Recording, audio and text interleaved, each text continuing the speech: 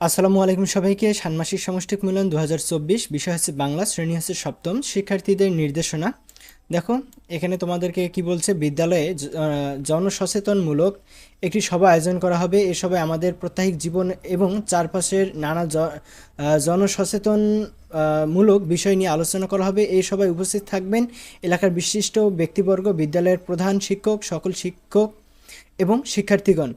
এখানে তোমাদের কাজ এক হচ্ছে যে জোড়ায় আলোচনা করে নিচের কাজগুলো এককভাবে করো। এখানে দেখো, তোমার প্রাত্যহিক জীবন থেকে বা চারপাশ থেকে বিভিন্ন কিছু সমস্যা খুঁজে বের করে একটি তালিকা তৈরি করো, যেগুলো প্রতিকারের জন্য জনসচেতনতা প্রয়োজন।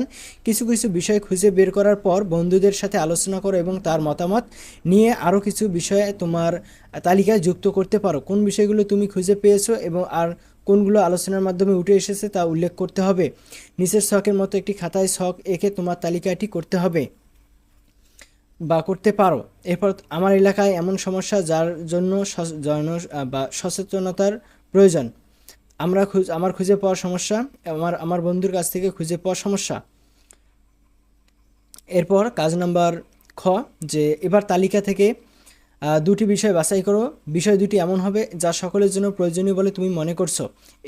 এরপর বিষয় দুটি নিয়ে আলাদাভাবে দুজনের সাথে দুটি সংক্ষিপ্ত কথোপকথন তৈরি করো। কথোপকথনে লেখার সময় নিচের নির্দেশনা অনুসরণ করব। একজন বয়োজ্যেষ্ঠ এবং একজন সমবয়সীর সাথে কথোপকথনের দুটি আলাদা নমুনা লিখতে হবে।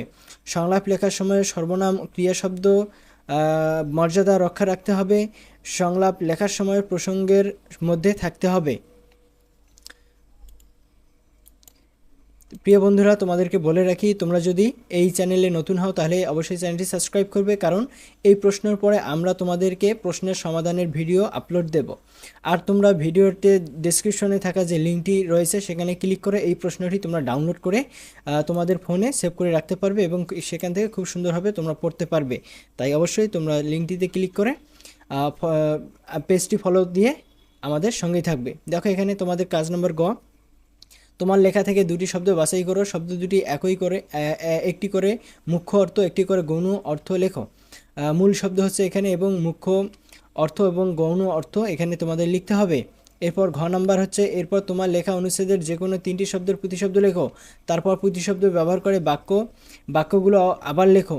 এরপর তোমাদের কাজ নাম্বার 3, আসন্ন জনসচেতনতামূলক সবার জন্য তোমার বাছাই করা ঘটনা বিষয়টির সাথে সম্পর্কিত করে banner, festoon, poster, placard, billboard, notice, leaflet, মোড়কের লেখা বিজ্ঞাপন কিংবা আমন্ত্রণপত্রের মধ্যে থেকে যে কোনো দুটি নমুনা লেখা তৈরি করো। তো এরপর নমুনা লেখাটি লেখার আগে দলীয় আলোচনার মাধ্যমে কী কী সিদ্ধান্ত নেওয়া হয়েছে এবং গুরুত্বপূর্ণ বিষয় উঠেছে তা উল্লেখ করতে হবে এবং তোমাকে কাজটি কীভাবে করতে হবে এখানে এই জিনিসগুলো মেনটেন করতে হবে। এরপর দেখো, তারপরে তোমাদেরকে কি বলছে যে কথোপকথনের নির্দেশ নিয়ে জোরে আলোচনা করা যাবে এবং জোরে আলোচনা থেকে নতুন কী কী ধারণা উঠে এসেছে তা কথোপকথন লেখার আগে আলাদাভাবে সংক্ষেপে তুলে ধরবে। কথোপকথনের বিষয়বস্তু হুবহু এক হওয়া যাবে না। এরপর তোমাদের গ নম্বর হচ্ছে, এবার কথোপকথন ব্যবহৃত 3 ধরনের বাক্যের একটি করে নমুনা দেখাও। এখানে এটি দেখাতে হবে। এরপর কাজ নাম্বার 2 হচ্ছে, তোমার যে দুটি বিষয় বা ঘটনা তুমি আলাদা করেছো সেই দুটি বিষয় বা ঘটনা কেন অন্যদের থেকে দরকারি এবং অন্যদের উপকারে আসতে পারে তা 150 শব্দের মধ্যে লেখো। লেখার সময় খেয়াল রেখো লেখার মধ্যে যেন সমাস, উপসর্গ বা প্রত্যয়ের মাধ্যমে গঠিত শব্দ থাকে।